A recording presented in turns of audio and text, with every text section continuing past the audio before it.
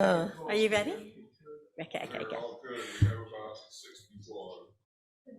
Oh, nice.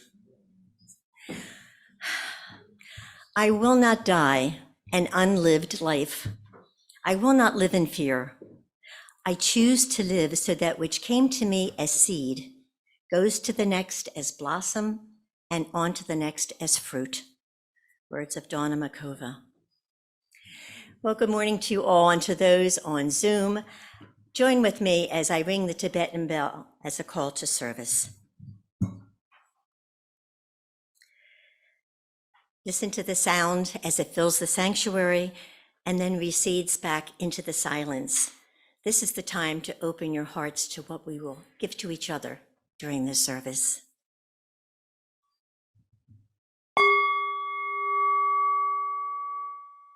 I want to do it again. It's the way I'm holding it.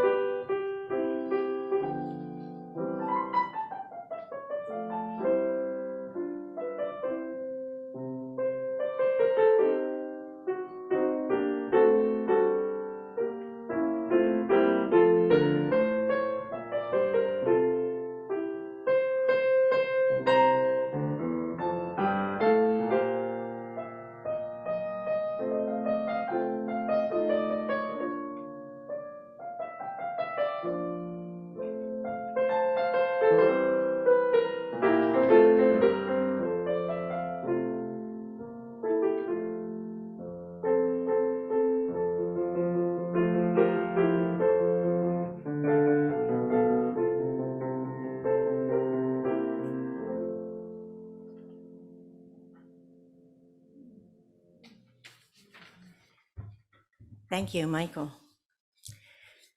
Well, good morning. Good morning and welcome to our members and our friends and the visitors to the Unitarian Universalists of the Chester River, a church that is relevant in our lives, active in the world, and grounded in love and justice. Perhaps you join us this morning seeking community, seeing a familiar face. Perhaps you are seeking comfort after a difficult week or a deepening spirituality. Wherever you are on your life's path, we welcome you this morning. My name is Annie Lavin, and I'm your service leader. And we are pleased, very pleased, to once again have our longtime friend and minister, Reverend Greg Shute, speaking on starting over. He reminds us that the new year always offers the temptation to make resolutions, examine expectations, and start over. It is not, however, a magical moment of transformation. Real change requires intention and commitment, and most importantly, a new way of thinking. We look forward to his talk. Gratitude to our musicians and accompanists, Michael Casey, the tech team, and all the others that contributed to today's service. Your name is in the order of service. Announcements. More than a couple, but I'll make them as brief as I can. First of all, February 4th, next week, is the kickoff for the pledge drive. You'll receive a packet to take home and read through in the days following, which will include the budget for 2025.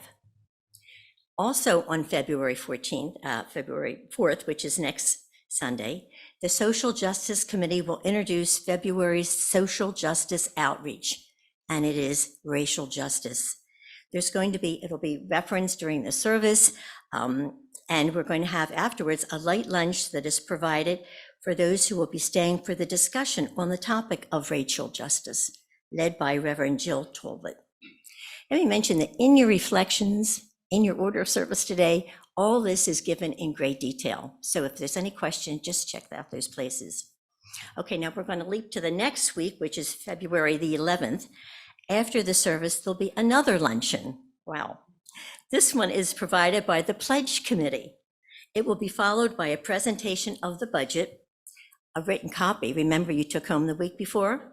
Your questions and feedback are so important to us as we learn how our pledges support this church and its mission. Orientation to UUCR is on February 25th after service. And meanwhile, if you want to sign the membership book, which would be great, please see Diane Shields. And to vote in the annual meeting, which is in May, you have to be a member for 90 days. So keep that in mind. If you're even thinking of joining us, we would love to have you and see Diane for signing up in the book. And lastly, I promise, the film premiere of Get on the Bus has been rescheduled for Wednesday, February 14th at 6 p.m. at Washington College's Decker Theater. The film documents the civil rights bus tour to Alabama in 2022, and our congregation helped to fund that. So it'll be a great time to see the film. I've seen it, it's very good. So all of that. And now let us begin. We're going to have the chalice lighting. Reverend Greg will read the words, or lead you in reading the words for the chalice lighting. They're in your order of service and they're different, and I will light the chalice. Join in unison the words in your order of service. May this flame cast its light toward the coming days, reminding us that the future is not simply a place we are going, but a place we are creating. The path of new possibilities will not be found, but made. A new world is waiting to be built. May our time together light the way. Our first song this morning is music is 1008. It's in the teal hymnal, When Our Heart is in a Holy Place. All three verses? Sure.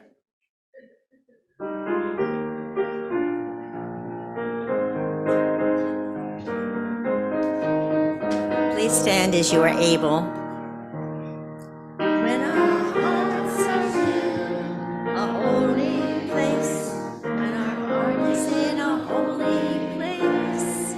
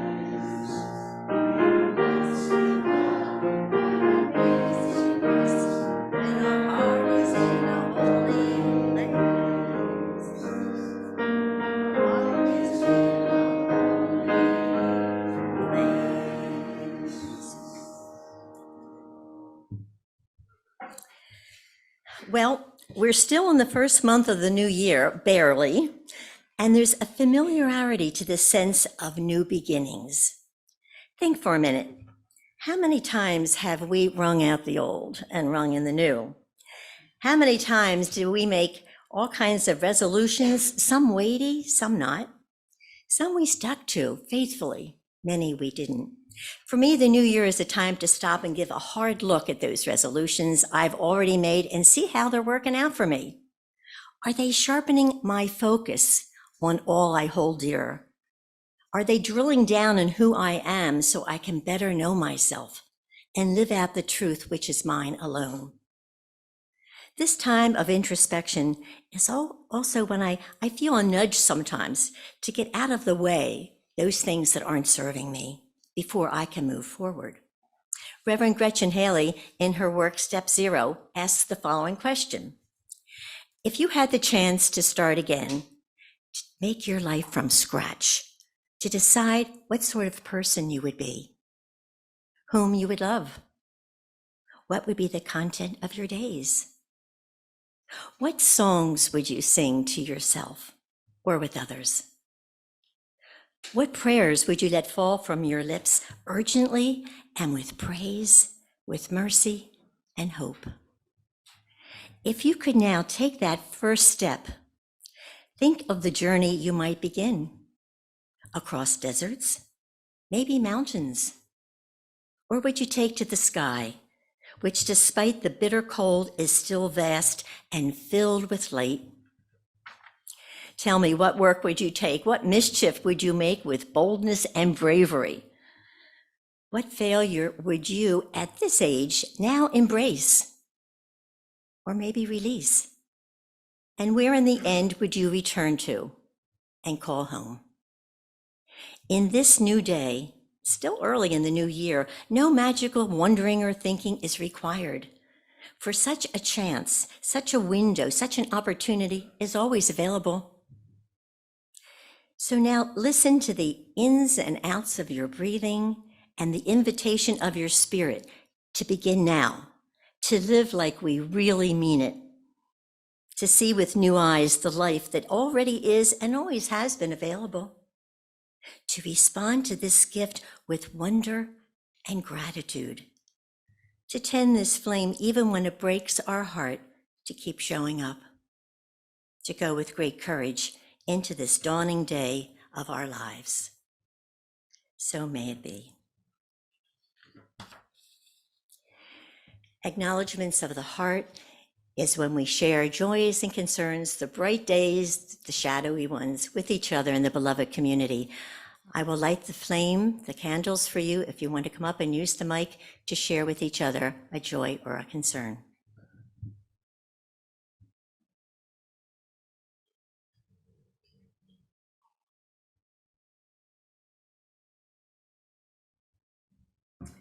Don't have me come down there and get you.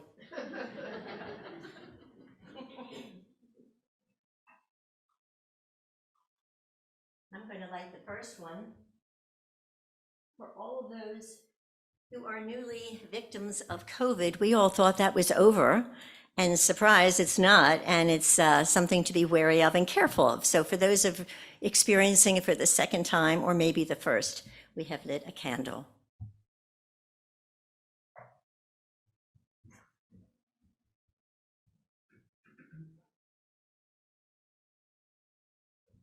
And I'm going to light one more because there's a crush of people up here. I light this one for all of those joys and concerns that are in your heart that will remain unspoken. We light a candle for that as well. Let us take a moment to reflect.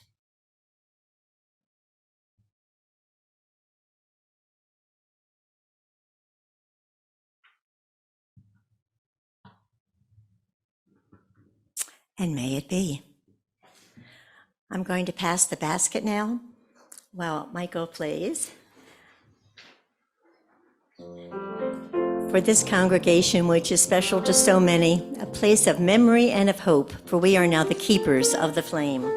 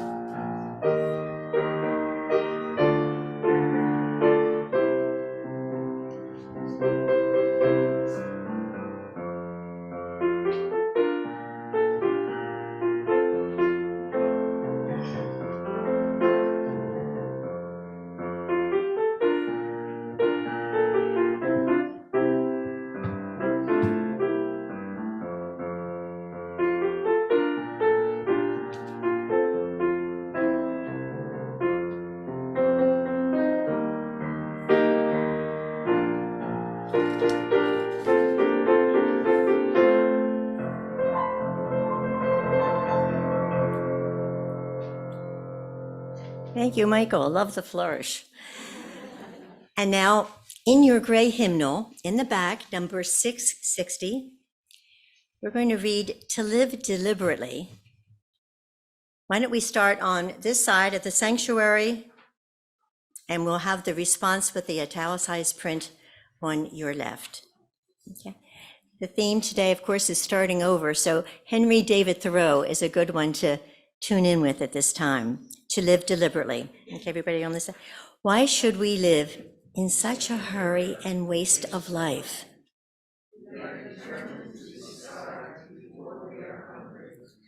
I wish to live deliberately, to front only the essential facts of life.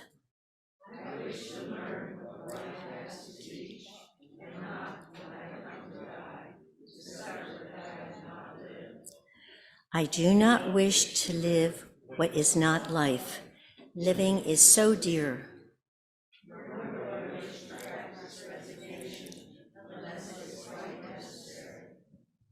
I wish to live deep and suck out all the marrow of life.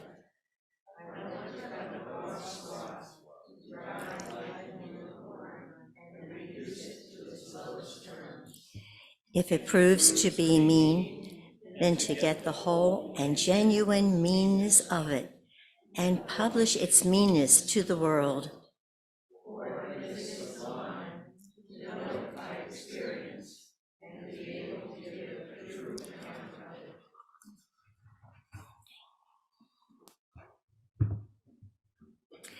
And now please join me as we enter together into a time of reflection, a time of centering.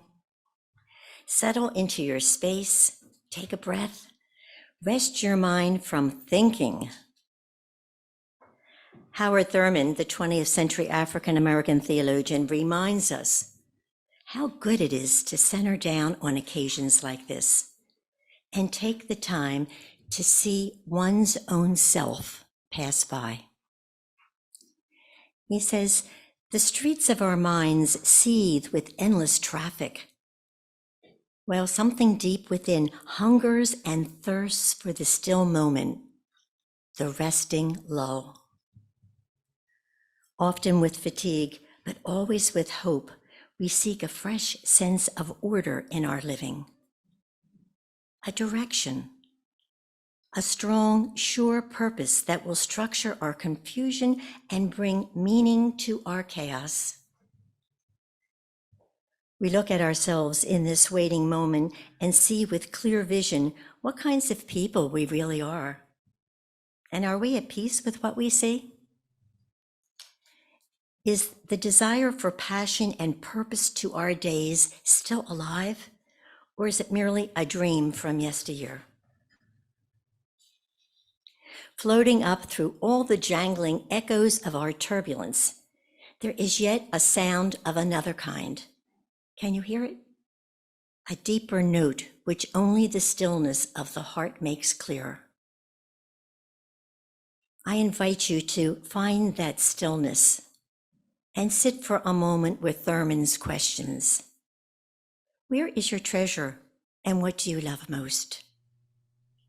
And what changes, small or large, are needed for you to live into this life of yours with even greater focus and purpose? What does the stillness of your heart make clear? Let us take a moment to listen.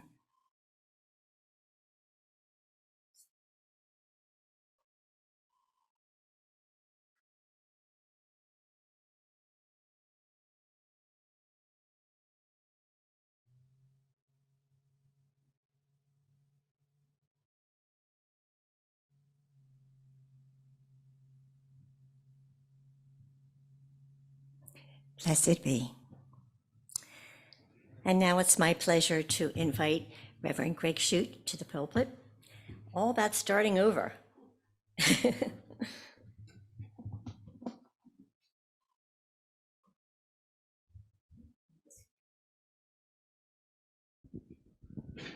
Thanks.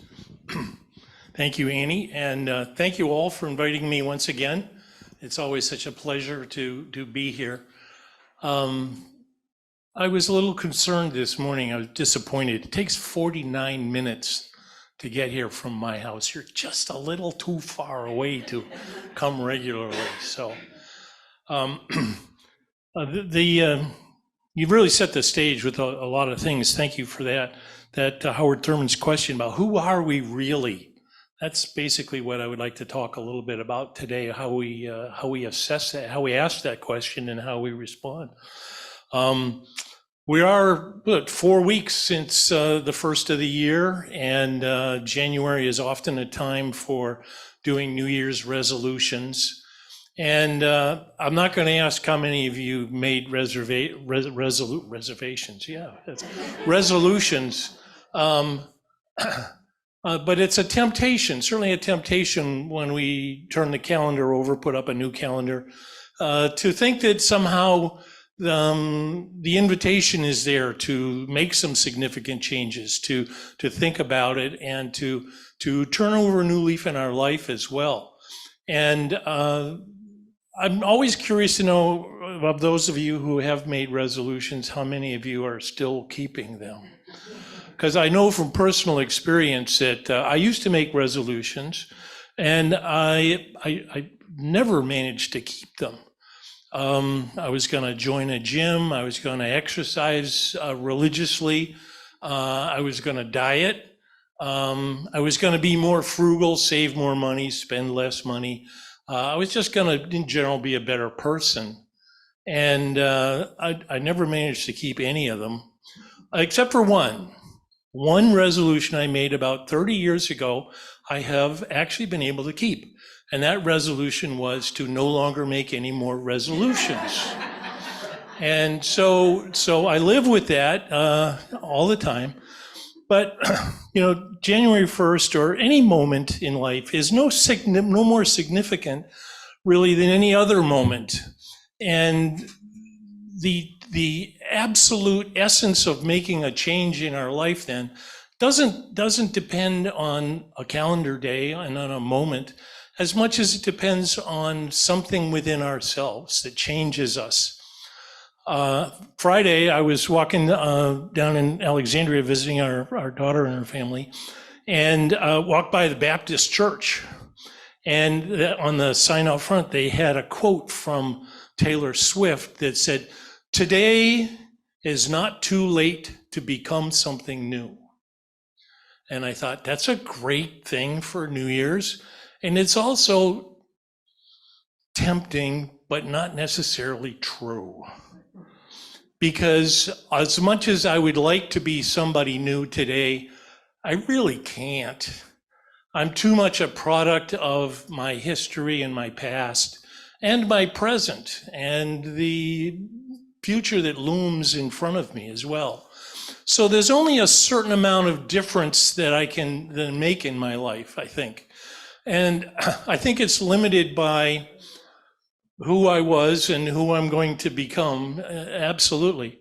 So I want you to help me with this a little bit, but I want to start off by mentioning 3 times in my life that significant change happened. And as I'm thinking, I invite you to think about times in your life when significant change happened and how it happened and why it happened. And it doesn't, so that it isn't just a mental exercise where all of a sudden I'm deciding I'm going to go and diet on a diet and lose 50 pounds. That doesn't work in and of itself in isolation. So the first time that I want to mention is, and I'm going to get very emotional about this, September 1st, 1966. It's a long time ago. My parents moved from a small suburb outside Boston to Kalamazoo, Michigan. Yeah, there is such a place. Yeah. It's a halfway between Detroit and Chicago. That's its call to fame. That and Derek Jeter is from Kalamazoo. So we moved in on a Saturday, and we were all busy, my parents and my sister and I, unpacking and puttering around the house. And I just happened to look out the window, and there was a young woman walking down the street with her dog. And a lot of people, when I tell them that I moved there 3 days before my senior year in high school, are very sympathetic. But the truth of the matter is, I was yearning for that I felt really stale, that I had been sort of pigeonholed in the school I was in and in the town I lived in. And I was a certain kind of a person, and I hung around with certain people, and it was kind of a stereotyped existence. And being able to move and change just before the year I was even going to go to college anyways, but I had the opportunity really to reinvent myself. But I had not only the opportunity, but the necessity of reinventing myself. So I watched this woman walking down the street, and I was thinking, I'm not the kind of person that goes out there and talks to her. So I'm going to go out there and talk to her. Because something needs to be different. And my nearest friend was over 1,000 miles away now. And so life was going to be different, and I needed to be different. So I walked down the driveway, and this nice young woman stopped and talked with me. And I learned that she lived next door on the other side of the vacant lot. And that she was a senior in high school, same high school I was going to be going to. And her dog's name was Charlie, and her name was Mary. And we had a nice little conversation. I walked back into the house, and I thought, well, there's a start. I have one acquaintance in Kalamazoo, and I can build on that. And I was ready to go to school on Tuesday, and I was committed to the idea of getting to know as many people as I could. And in so many ways out of character, but still consistent with who I am. And of course, the gist of the story is that 58 years later, Mary's sitting right there. So sometimes by necessity, we have to reinvent ourselves. And sometimes it works out well if we can follow through with it and actually be that person that we think we might like to be. The other date I want to mention is May 29th, 1975. I had taken up smoking in college, as I'm sure many of you did. And Mark Twain has famously said that quitting smoking is easy. He had done it hundreds of times. And I had several times since the surgeon's warning had been posted. I had quit smoking, not hundreds, but certainly tens of times. On New Year's and on my birthday and on, some random Wednesday in the middle of the month, and really had been unsuccessful. But on May 29th, 1975, we found out that we were going to be parents. And I thought to myself, I need to quit smoking. And it was tough for a while. I had to not have my morning coffee. I had to stay away from going to the bar and having a beer, because those were times when I would smoke the most. And so it was a challenge. Those of you who have who used to smoke, and I'm not going to ask who those were either. It was a challenge. But I realized partway along that quitting smoking is a different approach to being a non-smoker.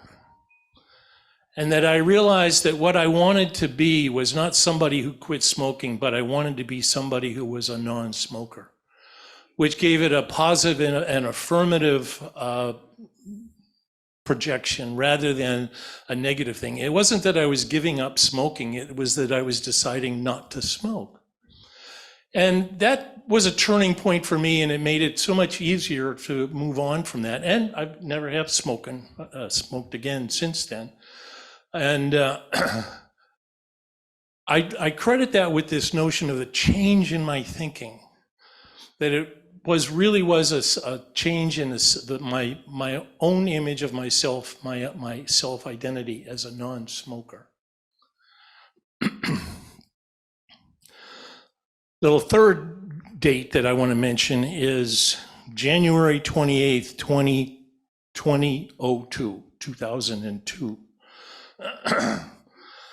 I was in South Africa at the time. I was with a seminar from Lancaster Theological School. I was working on my doctorate with them and was there with a seminar.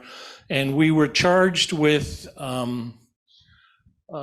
researching the Truth and Reconciliation Commission. And I know a lot of you have heard of the Truth and Reconciliation Commission, but I'm not sure how many of you really understand what it is. I won't go into that right now, but it's a significant change in thinking.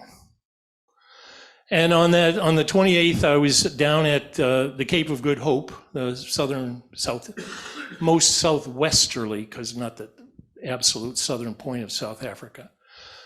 But I was down there with some friends. We had been traveling for 3 weeks. I had stayed with a family in Soweto, outside Johannesburg. And with the gentleman was a taxi dispatcher, and stayed with his family for a week. And then I stayed with a Hindu doctor in Chatsworth, a township outside of Durban. And then I stayed for a week with a clergy and his family in Guguletu, which is a township outside of Cape Town. And we had traveled around and met with civic leaders, politicians, clergy, people in general. And we were supposed to ask how the Truth and Reconciliation Commission had affected those people's lives, and how that had changed since 1994, which was the first free elections in South Africa. So in 2002, South Africa was 6 years old. And they're still only 30 years old. So they're still struggling. They were really struggling then, but they're making great headway with this new vision of who they wanted to be as a community. And so I had sort of struggled with trying to come to understand, as you know, a white middle-class male from the United States, my experience being so drastically different from any of the people that I met there. So I was down at the Cape of Good Hope, and I was looking southerly and just kind of imagining in my mind that the next piece of land out there is Antarctica, and a long ways away, and just sort of putting myself there. And I was sort of imagining these fleets of Portuguese 1491 barks that were only about that big, coming down the coast in search of new lands and new passages to the Spice Islands primarily. And how terrifying it must have been to be out in the unknown like that, and turn that point and then turn back north a little bit and feel like, oh, the worst has been experienced and we're heading back towards home. Only to find that it really went south again. But I was, sort of trying to play a little mental game. And then I turned around and faced north.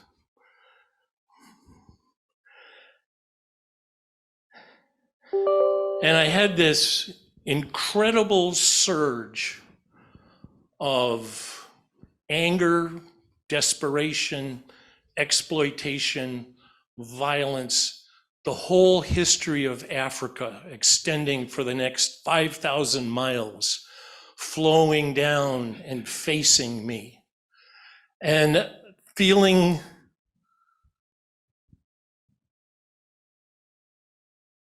how precocious it was of me to think in my white privilege capacity as a journey through South Africa, to think that I could even begin to understand the experience of this whole continent.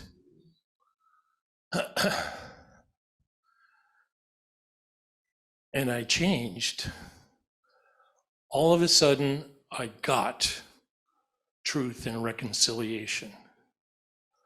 Not the truth as I think it is, not the truth as I wish it were, but the absolute truth of what it actually is. The ugliness, the meanness that Thoreau mentions, the truth that is beyond our capacity to accept. And this notion of reconciliation, which says it's the relationship that I have with the world and with individuals in the world that gives my life meaning and purpose. And that as angry as I might be, as disappointed as I might be, as, I don't know any of the other words that come with it, that the whole concept of letting go of that and being reconciled to the truth and the reality and mending the relationships that are broken, that the people of South Africa, be they black or brown or white, had an image of what the world can be like if we turn away from revenge, from violence. And you have to remember, this was 4 months after 9/11. And my whole attitude changed about a lot of things.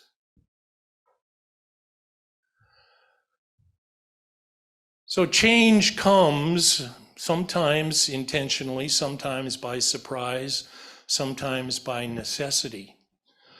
But I do think that if it truly comes, it needs to be intentional. We need to recognize the time and the place and the opportunity.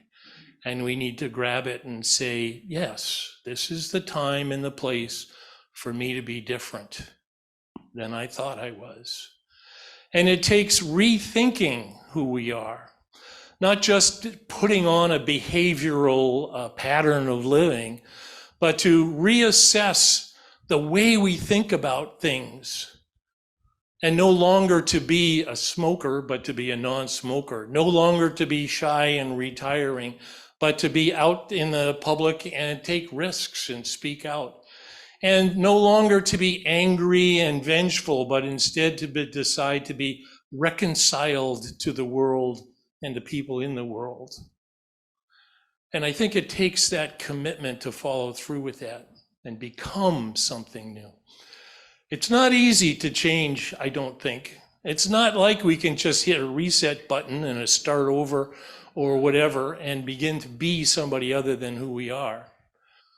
But with intention and direction and commitment, I do think it's possible to significantly change who we are. So those are my thoughts, and I'd like to hear some of your thoughts about change, when you've changed and when you've been able to change and how you managed to do that. And all of you retiring reticent people need to...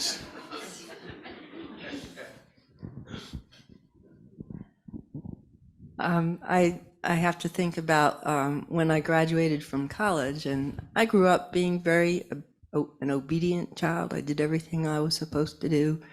And going through college was part of it. And when I got done, it was like, I'm free to do what I want to do now. And I took about a year and a half. Broke with my family. I had to do this because they didn't want me to do it, but traveled around the country for 3 months, camping, hiking. And it took me about a year and a half to find what I wanted to do with my life. I'm just really glad I made that change. I'm still obedient. I'm surprised it took only a year and a half. It reminds me, when I went to college, I remember my parents saying, you can be anybody you want to be. You can be anything you want to. And I thought, what a load of crap that is. It's just not true. And I've always been really careful not to say that to our kids. I hope they can decide what they want to be and who they want to be. But the notion that any of us can be whoever we want to be just is not true.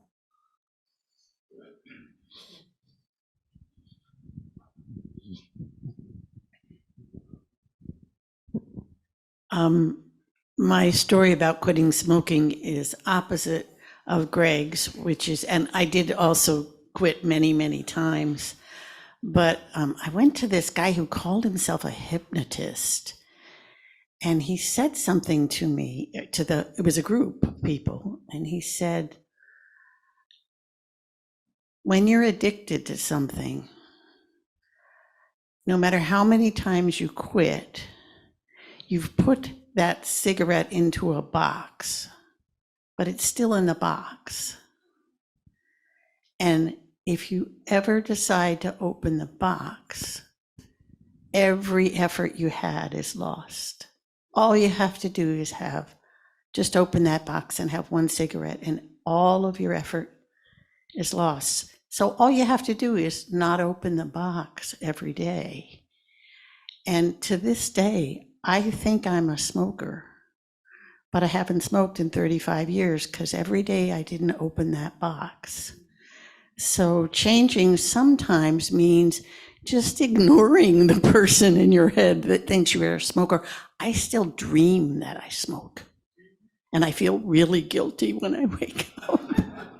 So once in a while, what you just have to do is let that little crazy person do their thing, but behave in the intentionality. Thank you for that. Absolutely. That is a reflection of the notion of the negativity of quitting smoking. The point I was sort of making is that I made the box go away by thinking of not being somebody who had quit smoking, but by being a non-smoker. Opening that box was no longer an issue. But that's absolutely, that's a good example. Thank you. Many here probably know that I've told this story before, but it's like, how did I become a UU? and actually, I mean, I have to say that I'm still becoming UU. But for years, I had a reputation of being, the ultimate curmudgeon. And I totally was self-reliant, needed nobody, except I have a good family. But, I prided myself in being very emotionally self-reliant. And then I came here one time and was just, not really not paying attention is the wrong thing to say, but something felt to me like this was a place that I wanted to be more often. And it was pretty impulsive that I signed the book and have been coming ever since. But it's been an evolution. It's a process. But it was something I felt that I could challenge myself and become more interdependent. Another good example. I think that those times when something different happens to us, I think there was something lying underneath that needed something change, but it wasn't necessarily identified. And then all of a sudden it kind of like pops up when the opportunity comes along. Over 30 years in the ministry, I've talked with a lot of people who were struggling with making decisions in their life about changing work or moving or having kids or getting divorced or whatever. And they struggle and struggle and struggle, and they come and we make lists of pros and cons, and they do that kind of thing and everything. And the thing that I recognize is that people often haven't reached that point of critical mass yet. And I suggest to people that what they really need to do is to be patient and sit with the process for a little longer, because not all of the, I'm going to say, emotion that comes with significant change has percolated yet. And that really they will, when the time is ripe, all of a sudden it'll pop like well, of course. And it becomes almost self-evident what the decision is and what the change is going to be. But we often try to, do that pros and cons thing and be rational and be reasonable about making our decisions when it's not quite ready yet. I know I've told you before, I have this great decision-making system. I take a coin out and I said, heads yes, tails no.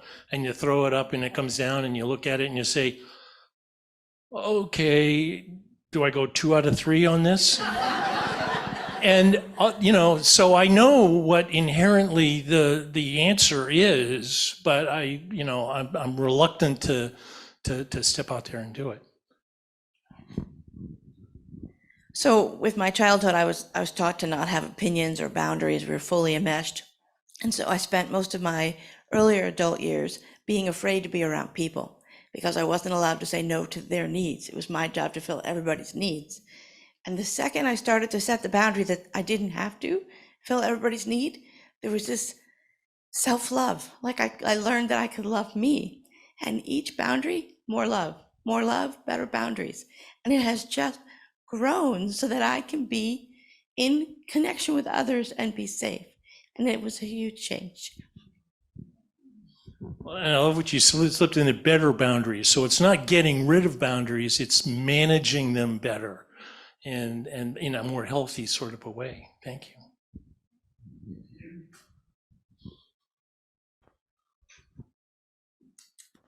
I did a lot of what you did, except I did it with alcohol. I had a real drinking problem. I couldn't quit. I could not quit. I tried everything, all the magic, and nothing worked. And then one day I was sitting by myself and I said, I don't want to be this person. This is the person I want to be. And I sat there and tried to figure out what it was I wanted. And all of a sudden it came to me, I want to be someone who doesn't have to drink. And it worked. From then on, I lost the desire and I haven't had a drink since. And I'm still amazed that it worked like that, but it did. And I usually don't tell people that because they think I'm nuts. Well, I think your sense of self and who you wanted to be changed. So it wasn't a matter of giving up drinking. It was just be a different. Yeah. Yeah. Okay. Thanks. Oh, I got that one right. Oh, good. Thank you. Obviously, last week I was snowed in for 6 days almost because I couldn't get out. They didn't clean my sidewalk or anything, so it was useless to even try. So for 6 days I sat in my apartment thinking about things and watching TV and watching people run and all the things they were doing with their lives with 2 legs. And 4.5 years ago, I lost my leg. And I stopped and thought about it. I would have a lot of people come up and say, "You're doing a good job, you're doing," and deep down, it was a farce. I was putting on a show. It wasn't really me. I wasn't happy with where I was, and I had the whole week to decide what kind of person I wanted to be and what kind of person I'd like to be for the remainder of my life.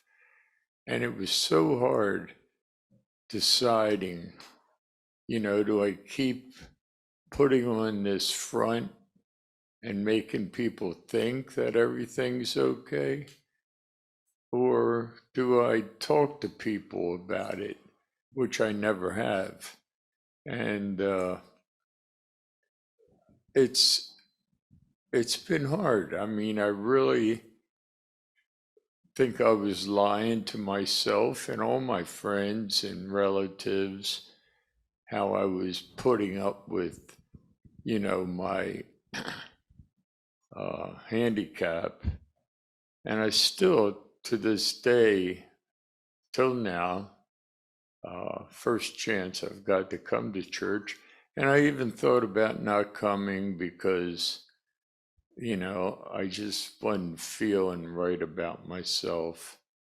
I'm so glad I did come and hear what I've heard. But, for 4.5 years, it's been a front that I've put on, and I don't want to do that anymore. I am hurting, and it's a hurt that nobody else knows unless they've been there. And how to deal with it is extremely hard, really hard. So I'll just keep trying, and hopefully that light bulb will go off in my head and say, it's okay, to feel the way you feel. So. Wow, thank you. Yeah, one of the other limitations we have is that I know it's almost time. I know it's past time. Expectations that we have on ourselves and that other people project onto us, or we feel other people project onto us. And we try to live up to expectations about boundaries, about being okay. And it takes a significant revelation to let go of expectations and to become a little more authentic. I want to close with one more story, and I invite any of you who have not spoken and would still have something you'd like to say to feel free to text me or email me or something. But on my 4th trip to South Africa, I was in a bed and breakfast in the Midlands, which is in KwaZulu-Natal province. And I was sitting in the lounge lobby in front of a fireplace, having a nice glass of wine.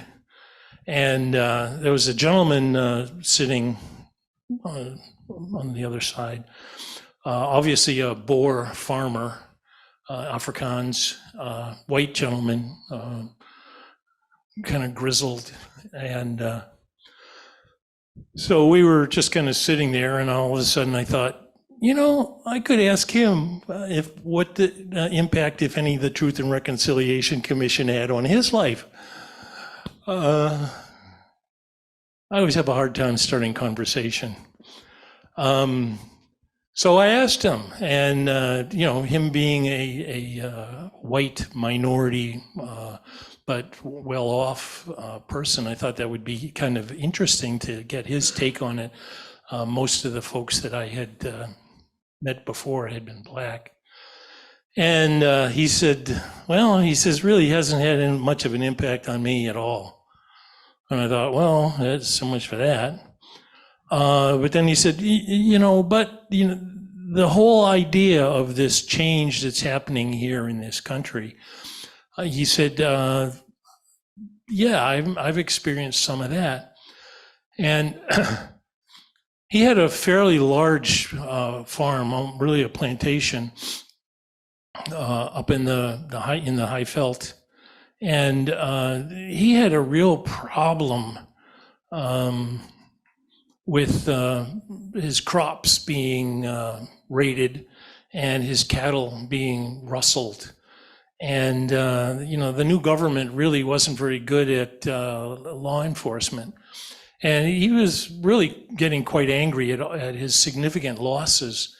And so he decided to put up a fence all around his property. And it was a significant amount of money. I don't know what it cost him, but he had, I don't know, several hundred acres or something, a big fence to put around. And so he invested in that, put it up, and thought, well, this will solve my problem. And then he'd go out and he'd walk around, and he'd still be missing crops and cattle, and there'd be holes in the fence. And he said, well, that didn't work. So he hired security patrols to go around. And that worked for a little bit, and then it didn't work anymore. And obviously people were able to time the patrols or whatever it takes to get in. And so he was feeling very, very frustrated. But he noticed on one side of his land, there was not as many crops being harvested, and he wasn't missing as much livestock. And interestingly, on that side of his land, there were 2 kraals, which is family compounds, that were located along that side. And he was kind of interested in that, and he kind of met with the people and talked with them a little bit. And they said that, they periodically went into his land and took some things, but only enough to survive. So he had this breakthrough thought. What if I were to invite people to come and settle all the way around? And he did, and took down the fence, and still lost crops and still lost cattle, but lost less than he used to. Because it wasn't an either or, it wasn't me and them, it was a shared community. That he realized that these people had needs, and that if he shared with them, that he could still make his life. And he realized that he had changed his thinking about his relationship with the people that live all around him. And I would like to think that I can do that I can change my thinking and be in relationship. Thank you, Greg.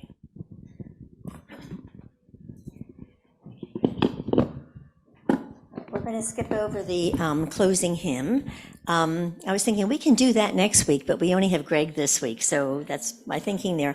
So going into the closing words, let me leave you with this.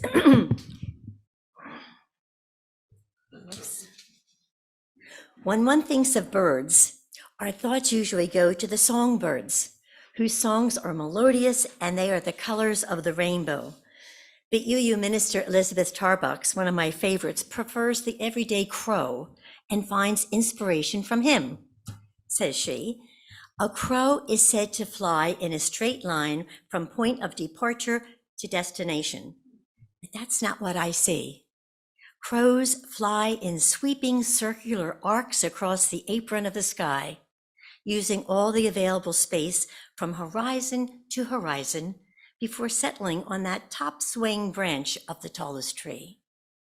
You may think that crows caw, that their voices are harsh, but I tell you, a crow can whisper to its mate across a density of pines, and its voice is comfortable and reassuring. A crow is mighty in its passion, voracious in its appetite, and fearless in its flight. So I aspire to live as the crow flies and stretch my soul to meet the sky. Please join me as I extinguish the chalice. The words are in your order of service. We extinguish this flame, but not the light of truth, the warmth of community, fire of our commitment. These we carry in our hearts until we meet again.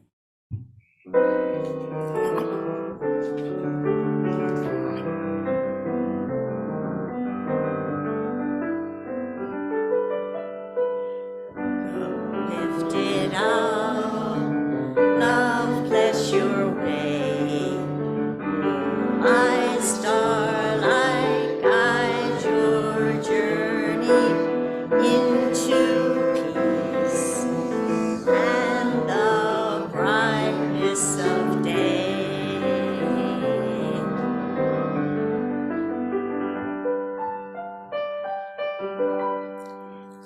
And the postlude.